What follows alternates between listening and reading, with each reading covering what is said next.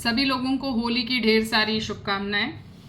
7-8 दिन तक हमारे यहाँ, यूपी की हूँ मैं, तो 7-8 दिन तक तो हमारे यहाँ चलता ही है होली मिलन का कार्यक्रम। तो उस हिसाब से होली अभी जारी है, लोग एक दूसरे से मिलने जा रहे हैं, बधाई दे रहे हैं। जैसा कि मैं देखती रहती हूँ, सुनती रहती हूँ। तो होलिका दहन वाले दिन की बात बता रही हूँ। मेरे पास एक कॉल आया था और मैं गुजिया वुजिया बनाने की तैयारी कर रही थी।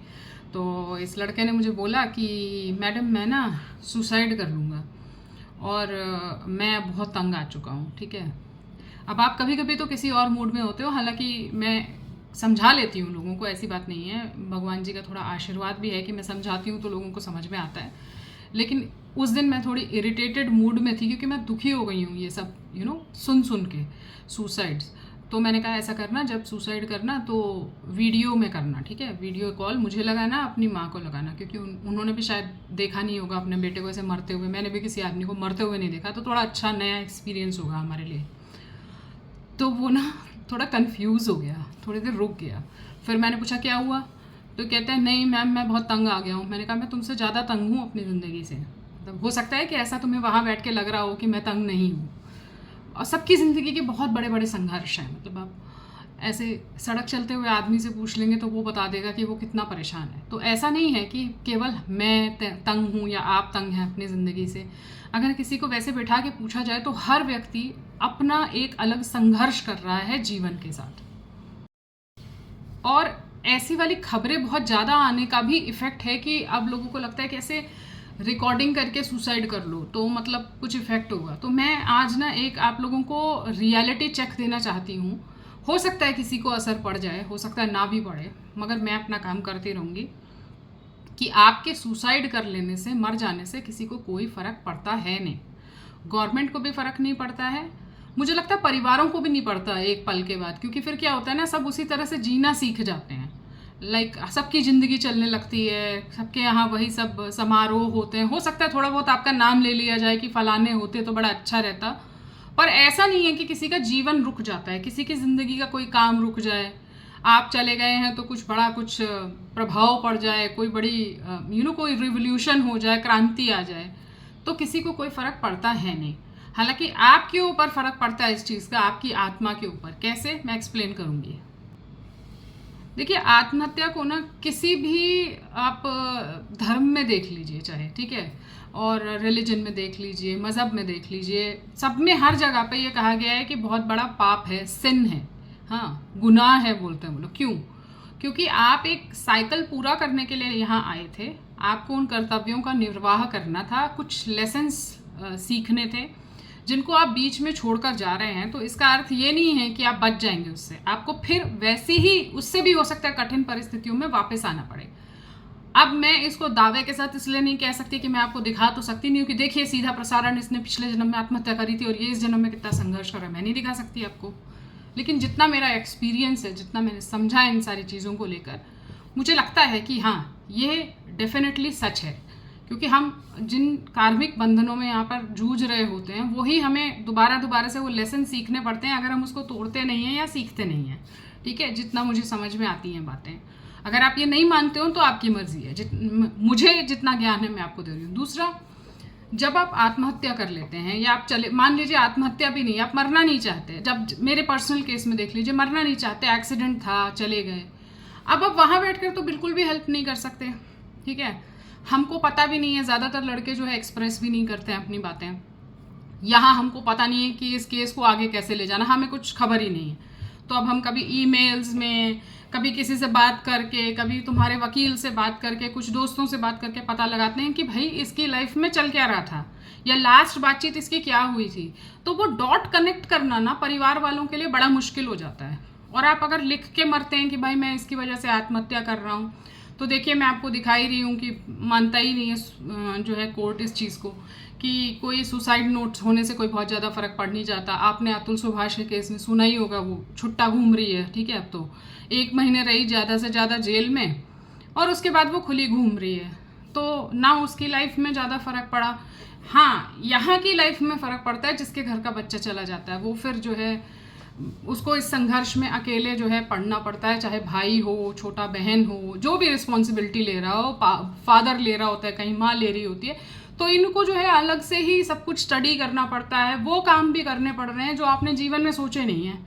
अब हम मान लो मेरी बात करते हैं, पर्सनल एग्जांपल लेके चलती हूँ। थाने आपको जाना है, ठीक है, रिपोर्ट दर्ज करानी है, बयान दर्ज कराने हैं, कोर्ट जाना है। मुझे वो प्रक्रिया भी नहीं पता। ऐसा तो नहीं है कि मैं हमेशा से इतनी अवेयर थी, मुझे जाना पड़ा उसमें, मुझे समझना पड़ा, क्योंकि अब मेरे ऊपर आ गया है। मैं उसके लिए बनी नहीं थी, या हो सकता है बनाइए हो भगवान ने, जो भी हो, लेकिन जाना पड़ा। बहुत बहुत ज़्यादा एफर्ट लगा उसमें।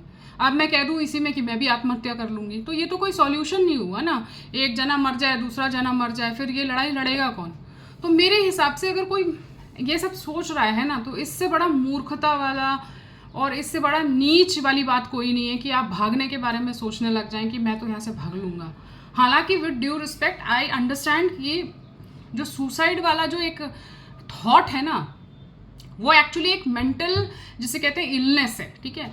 और ये बात लोग मानने को भी तैयार नहीं होते हैं कि जब आपको बार बार ये लगने लगे कि सुसाइडल थॉट्स आ रहे हैं, ये है, बार बार ऐसा लगे कि अब तो ख़त्म ही हो जाना चाहिए, तो वो एक इलनेस है, क्योंकि आपका अब माइंड कुछ और सोच नहीं पा रहा है, वही सोच रहा है। तो उसमें आपको मेडिकल जो है वो हेल्प की ज़रूरत पड़ जाती है।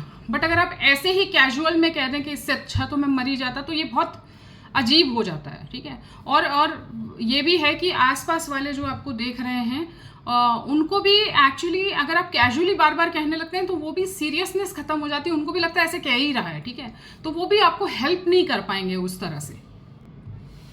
अब आप जैसे किसी से हेल्प मांगे और ये कहें कि भाई दीदी मेरे केस में ये चल रहा है, इसमें आगे मुझे क्या करना चाहिए, कैसे इसको फॉरवर्ड करना है, तो अच्छा भी लगता है सुन के। फिर मैं अच्छा ठीक है ऐसे कर लो, ऐसा करो कि अभी कुछ मत करो, चुप बैठो, ऑब्जर्व करो, ये सब बताने में तो अच्छा लगता है। मगर अब बात इसी से शुरू करें कि मैं तो सुसाइड कर रहा हूँ, तब फिर हम भी वही हो जाते हैं किम कर्तव्य विमूढ़ कि भाई करना क्या है, आगे क्या समझाएं इस आदमी को।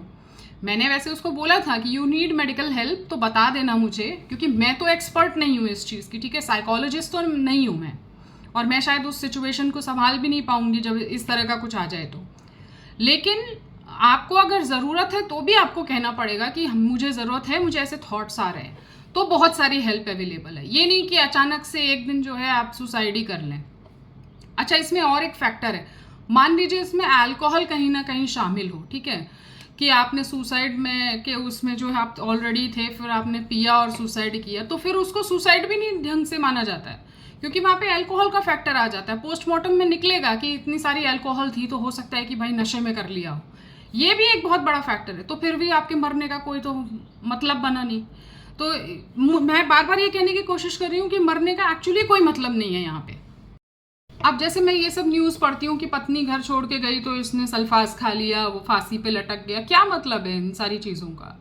उससे क्या वो वापस आ जाएगी? वापस आ जाएगी तो तुम्हें मिल जाएगी, उसका आगे का पीछे का सोचते नहीं है, ठीक है। मेरे ख्याल से ये वो होता है रिवेंज टाइप का कि अब तुम्हें मैं दिखाऊंगा टाइप, लेकिन उससे तुम क्या दिखाओगे? मुझे तो नहीं लगता कि पत्नी के ऊपर इस बात से कोई भी फर्क आज की तारीख में पड़ता होगा।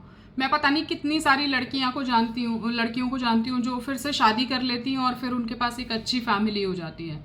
आई एम नॉट सेइंग कि उनको नहीं करना चाहिए या करना चाहिए, वो वाली मॉरल पुलिसिंग में मैं जा ही नहीं रही हूँ, मगर मैं आपको बता रही हूँ कि इस चीज़ से पत्नियों को आपकी कोई भी ज़रा सा भी फ़र्क पड़ने वाला नहीं है। वो हो सकता है कि कोर्ट में खड़े होकर 4 आंसू भी बहा दें, उनको बाद में कोई फ़र्क नहीं पड़ता इस चीज़ से। तो मेरे हिसाब से मरने का सोचना और मर जाना सबसे ही मूर्खता वाली बात है ये। मतलब मुझे नहीं लगता कि इससे किसी को भी कोई फ़र्क पड़ता है। आसपास वाले, मैं बोल रही हूँ ना कि एक पॉइंट के बाद आपके परिवार को भी फ़र्क पड़ना शुरू हो जाता है, जो आपके बिल्कुल करीबी लोग थे। तो ये बिल्कुल भी नहीं सोचना चाहिए। पूरी लड़ाई में सब चीज़ का सॉल्यूशन निकल आता है, मरने के बाद का कोई सॉल्यूशन नहीं निकलता है। फिर हम सारे ही सोच रहे होते हैं कॉर्नर में बैठ के कि भाई मतलब अब करना क्या है आगे, इसके बाद तो कुछ बचा ही नहीं ना, लड़का चला गया। So I would say please ask for help. जब भी आपको ऐसा कुछ लगता है तो मरने के बारे में मत सोचो, सहायता के बारे में सोचो। मैं ही नहीं हूँ, बहुत सारे, मैं तो बार बार बोलती हूँ, पता नहीं कितने संगठन यहाँ पे काम कर रहे हैं, रात दिन वो लोग कुछ जो है इंटरनेट पे इतने सारे एक्टिविटीज़ उनके रहते हैं, सेल्फ हेल्प ग्रुप्स बने हुए हैं। आप उनसे बात करो, वो लोग आपको हिम्मत देंगे। अपने लोगों से बात करो, अगर आप माँ के करीब है तो माँ से बात करो, और फिर भी आपको लगता है कि कोई मेडिकल कंडीशन है और नहीं मतलब संभल रही है, तो प्लीज़ आस्क फॉर हेल्प। बहुत सारे साइकेट्रिस्ट और साइकोलॉजिस्ट हैं जो आपकी हेल्प करने के लिए तैयार हैं, जो इसमें से आपको निकाल लेंगे। और आपको लगता है कि आपको किसी स्पिरिचुअल गुरु से फ़ायदा हो रहा है तो प्लीज़ आप उनसे हेल्प लो, कोई दिक्कत की बात नहीं है। मगर प्लीज़ मरने के बारे में मत सोचो। मतलब इससे ज़्यादा स्टूपिड बात कोई नहीं है, आई वुड से, क्योंकि उसके बाद कुछ बचता नहीं है। ना आपके परिवार के पास लड़ने के लिए कुछ बचता है, ना किसी और के पास, ना आप जवाब देने के लिए होते हैं लोगों को। पीछे से पता नहीं कितने सारे तो आपके ऊपर एक्यूजेशन चल रहे होते हैं। तो मरो मत प्लीज़, जिंदा रहो, जिंदा रह के लड़ाई लड़ो हम लोग के साथ मिल करके, तब तो कुछ मज़ा भी आएगा।